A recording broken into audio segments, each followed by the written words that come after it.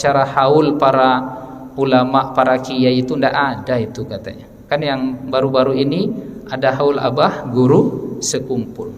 Nah, jadi ada seseorang yang mengatakan kemarin ya, katanya haul itu motifnya motif ekonomi aja tuh katanya.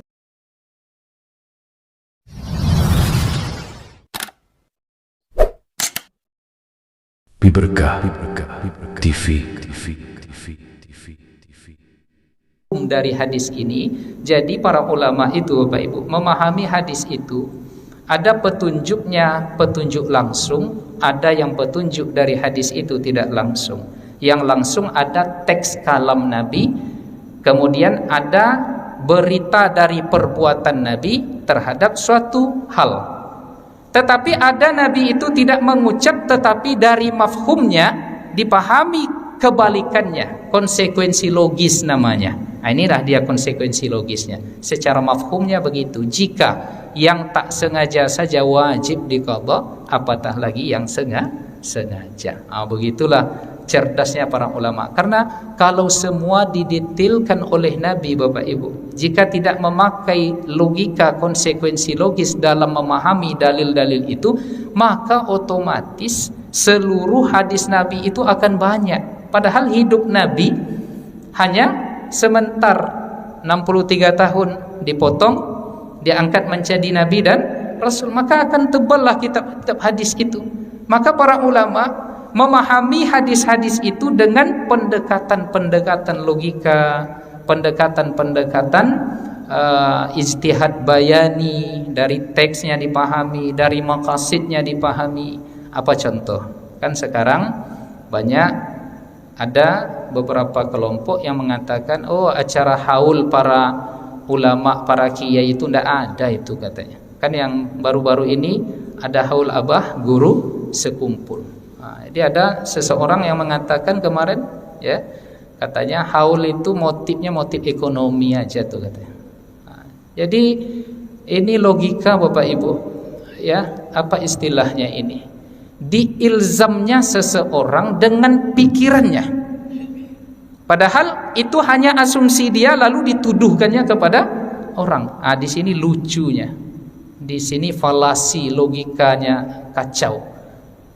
Itu persepsi dia lalu dituduhkannya ke orang lain, padahal orang lain tidak begitu. Ditambah lagi tuduhan tidak ada dibuat oleh Nabi, itu bid'ah ya. Padahal ya abah guru sekumpul itu kemarin yang datang tidak tanggung-tanggung, ulama, bahkan rektor kami di Sudan dulu datang ya. Siapa, subhanallah lupa nama beliau, itu sekali setahun beliau datang ke Martapura itu ya, rektor kami ketika kuliah di Sudan dulu. Para ulama Al-Azhar ada yang datang. Apakah mereka tak tahu dalil? Jadi perlu kita tengok, ternyata Bapak Ibu di dalam hadis yang diriwayatkan oleh Imam Al-Bukhari, kita tahu informasi di hadis Al-Bukhari ini semuanya sahih ya. Bahkan salat 2 rakaat Imam An-Nawawi, Imam Al-Bukhari itu sebelum menulis hadis itu.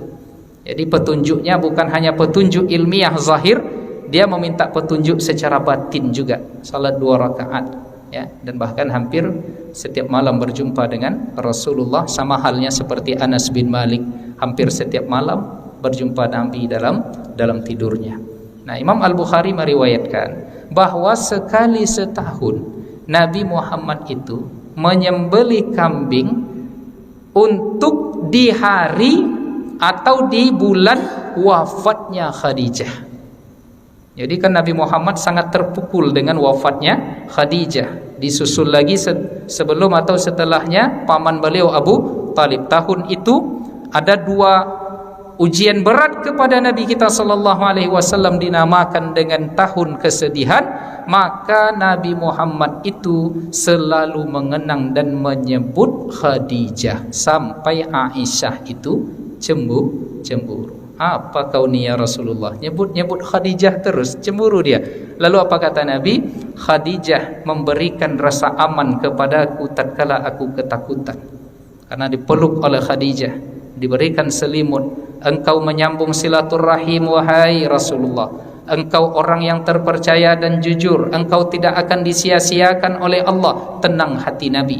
Di saat tidak ada yang beriman, Khadijah yang beriman. Di saat tidak ada yang menyokong, Khadijah yang menyokong Rasulullah sallallahu alaihi wasallam, sehingga Nabi mengatakan cintaku kepada Khadijah ditembakkan langsung oleh Allah ke dalam lubuk hatiku. Maka disebutlah Khadijah ini terus. Maka tiap tahun di hari wafatnya atau di masa waktu wafatnya Khadijah, Nabi menyembelih kambing. Lalu tasaddaqa biha, Nabi bersedekah memberikan daging itu, baik yang sudah dimasak atau yang masih mentah, diberikan kepada sahabat-sahabat rekan-rekan Khadijah. Inilah dalil haul itu. Walaupun secara perbuatan tak dibuat oleh Nabi dengan mengumpulkan orang, tetapi secara ucapan Nabi tak menyuruh, tetapi secara perbuatan dilakukan oleh Nabi. Lalu teknisnya haul yang kita buat itu kan isinya apa? Baca Al-Quran, kemudian apa lagi? Silaturahim. Kemudian isinya apa lagi? Menyebut kebaikan manaqib orang yang sudah meninggal itu. Bukankah ini sesuai dengan hadis Nabi? Uzkuru mahasina mautakum. Sebutkanlah, ceritakanlah bukan dosa-dosa kecil mereka sebelum tangan itu lepas, sebelum mereka berpisah.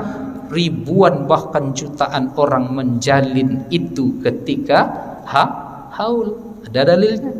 Apalagi baca Al-Quran. Tidaklah di majelis itu, ya, suatu kelompok yatsluna kitab Allah, baca Al-Quran, wa yatadarasuna fima bainahum, lalu dikaji isi dari Al-Quran yang dibaca itu, kecuali turun rahmat, dilingkup oleh kasih sayang Allah, turunlah ketenangan. Jutaan manusia mendapatkan itu pada malam itu. Nah, kemudian sedekah, ya, banyak orang yang bersedekah. Lalu diceritakan kebaikan orang yang sudah wafat itu.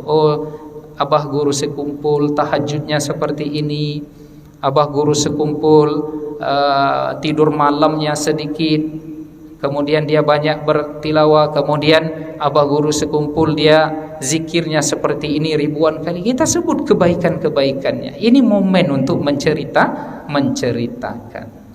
Bukankah para sahabat, satu di antara mereka saling mengenang kebaikan mereka.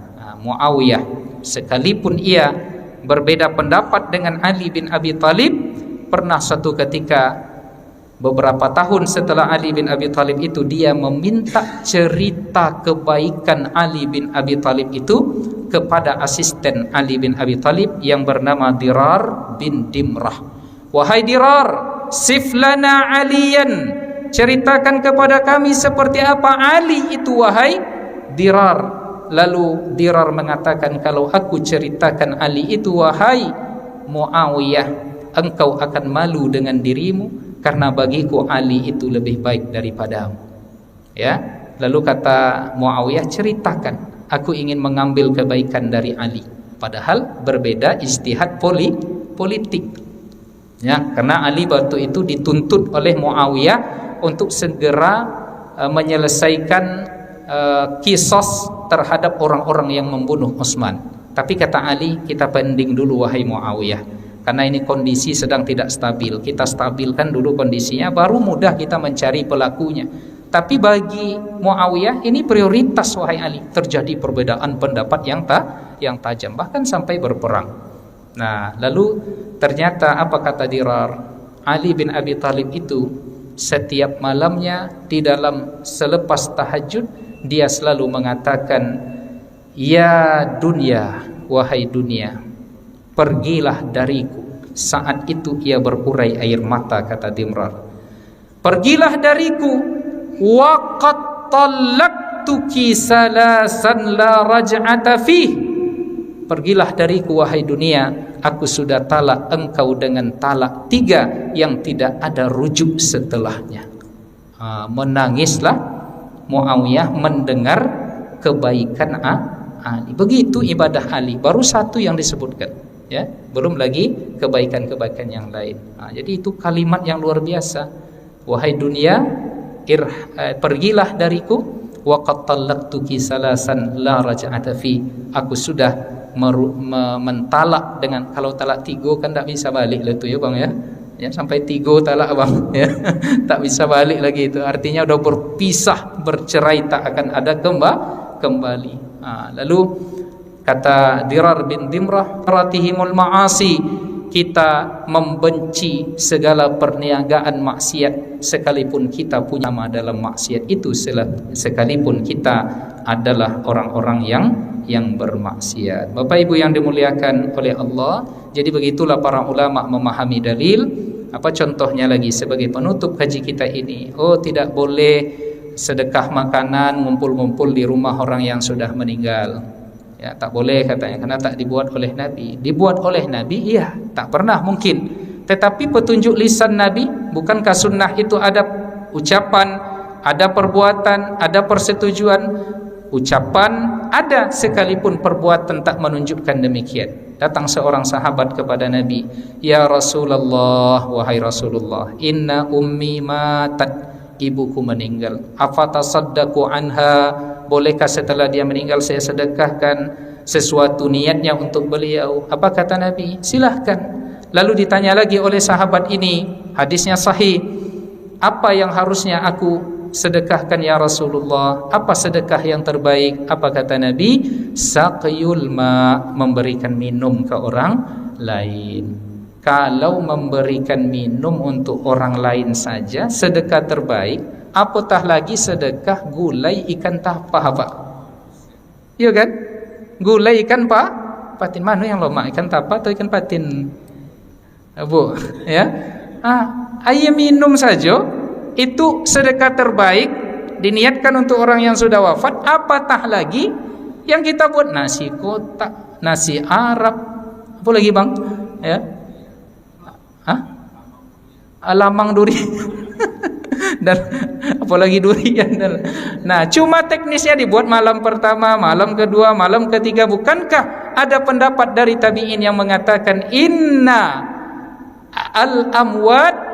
mayyita, bahwa orang yang sudah wafat itu, innal amwat yuftanuna fi quburihim sab'an, mereka mendapatkan getaran fitnah ujian di dalam kubur selama 7 hari. Lalu kita bantu mereka dengan doa, dengan sedekah kalau kita mampu. Dia masalahnya kan dia tak mampu sampai berhutang hutang. Maka teknisnya bagaimana? Ada tetangga yang membuat itu. Kan ada sosial kematian di perumahan-perumahan kita. Mereka lah yang mengcover itu. Jadi simple sebenarnya kalau kita tahu ilmunya. Itulah Bapak Ibu yang dimuliakan oleh Allah, kaji kita pada pagi ini.